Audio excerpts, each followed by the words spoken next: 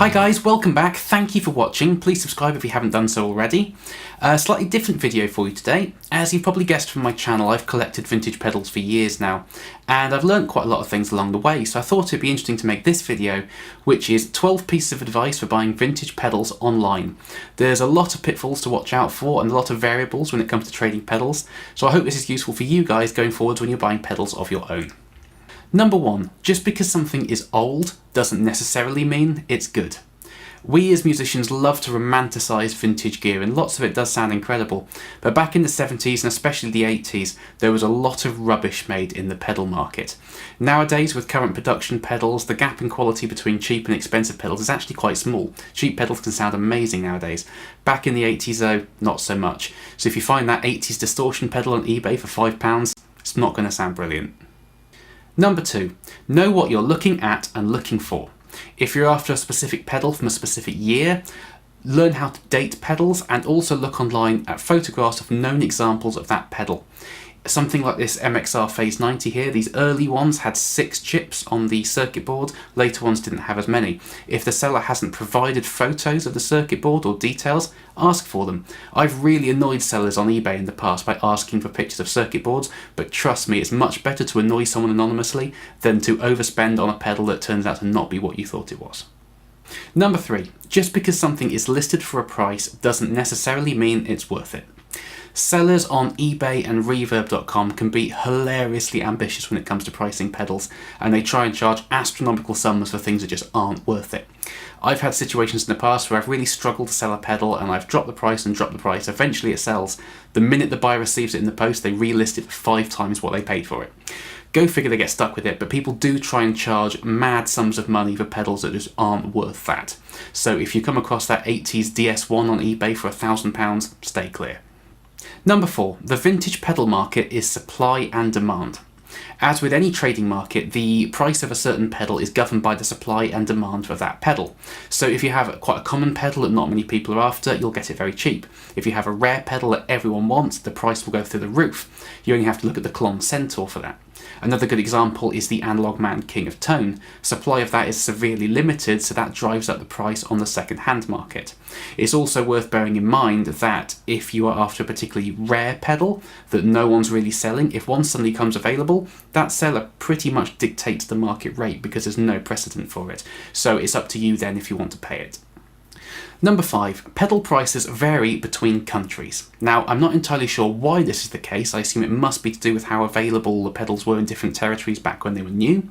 But if you're using something like the reverb.com price guide, which is a great resource, that will give you a kind of global average price for a pedal based on recent known transactions. But it doesn't necessarily mean that that pedal will be that price in your country. A good example of that is old MXR pedals. This microchorus is worth quite a lot here in the UK, it's worth a lot less over in the States. And on the other hand, Marshall Guv'Nor pedals sell for hundreds of dollars over in the States. I sold a Korean one of these in the UK last year for about 40 quid. So it's also worth bearing in mind, it might be worth looking at international shipping. It may be cheaper to import a pedal from abroad than try and buy it in your own country. Number 6, professional sellers will charge a premium. eBay and reverb.com are full of guitar shops and so-called professional sellers trying to make a living off trading vintage pedals, and you will generally pay more going with those guys. I'm not saying don't buy from them. If you're buying from a guitar shop, you may get a warranty or peace of mind and security that you're getting exactly what you think you're getting, but you will generally pay more from them than you will from your average Joe. Number 7, hold out for the right price. If you're after a particular pedal and you don't need it urgently, you just want it in your collection at some point in the future, find out what they're worth and wait for one to come along at that price. There is nothing more gutting than going on eBay, buying a pedal only to find a similar one listed a week later at half of what you paid for it. It's also worth bearing in mind that if you're not too fussed about condition, beat-up ones will go for much less money than mint condition ones. Number 8, time. Quite often pedals will sell for less money at the end of a month than the beginning of a month. At the start of the month, it's payday and people have disposable income to spend on pedals. At the end of the month, we're all broke trying to scrape through to the next payday.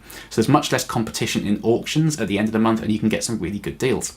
Another great time of the year to buy is Christmas time.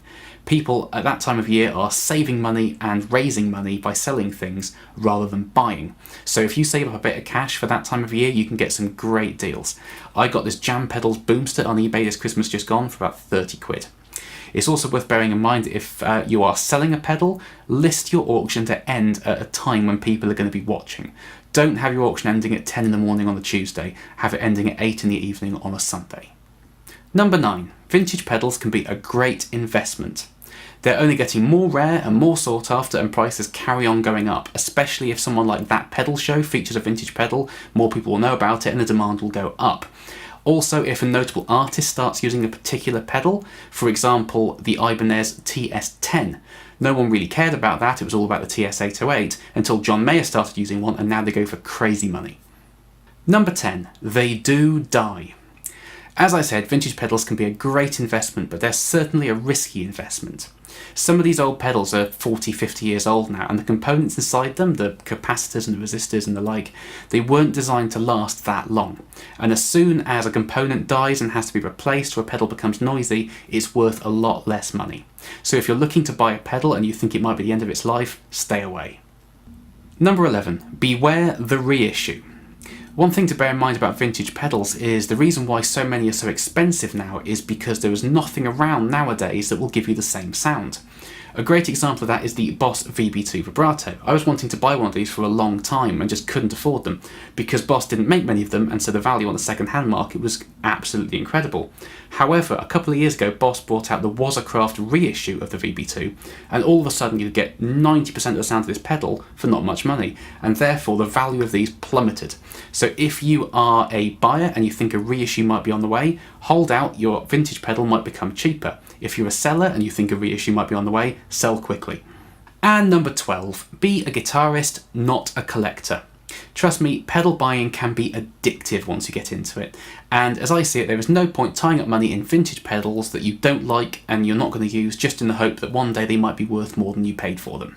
As long as you're careful about buying them for the right price, generally speaking you can sell vintage pedals for what you bought them for, they don't go down in value. So if you have a pedal that you buy and you don't like it, punt it out and buy something that you do like. So there we go guys, I hope that was useful. Thank you for watching. If you have any tips of your own, please share them underneath the video, I'd love to read them. Please subscribe if you haven't done so already, and I'll see you next time.